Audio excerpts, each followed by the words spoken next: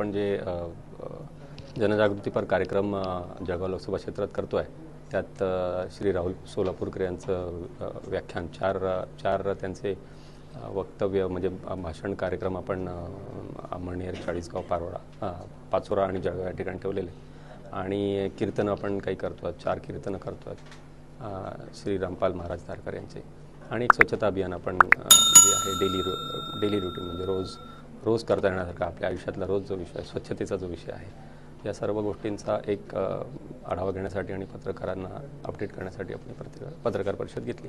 त्यापासून चालू होते. उद्या पारोड्यापासून याची सुरुवात होईल. उद्या श्री रामपाल महाराज धारकर यांचं पारोड्यामध्ये एक कीर्तन आहे.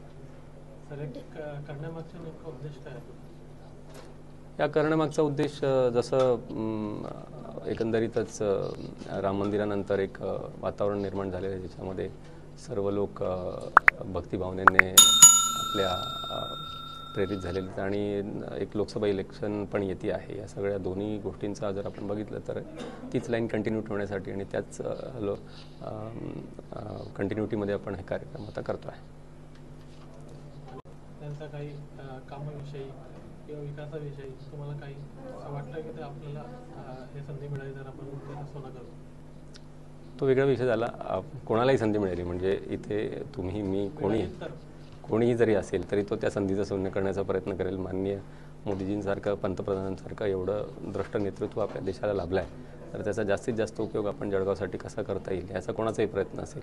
मी स्वतः कॉर्पोरेट बॅकग्राऊंडमधून येतो, उच्च शिक्षित आहे त्यामुळे आणि कायद्याचंही शिक्षण घेतलेलं आहे, इंजिनिअरिंगचंही शिक्षण घेतलं आहे, मॅनेजमेंटचं शिक्षण घेतलेलं आहे आणि व्यवसाय करत असताना बऱ्याच गोष्टींचा अनुभव असतो. त्यामुळे एवढा सगळा अनुभव असेल तर तो मलाही माझा पूर्ण 100% प्रयत्न करता येईल जेणेकरून जळगाव लोकसभा क्षेत्रासाठी काय आपण आधी झालं नसेल किंवा पुढे आधी झालं नाही असं सगळं मोदीजी करतायत त्यामुळे मी आधी झालं नाही असं म्हणतो.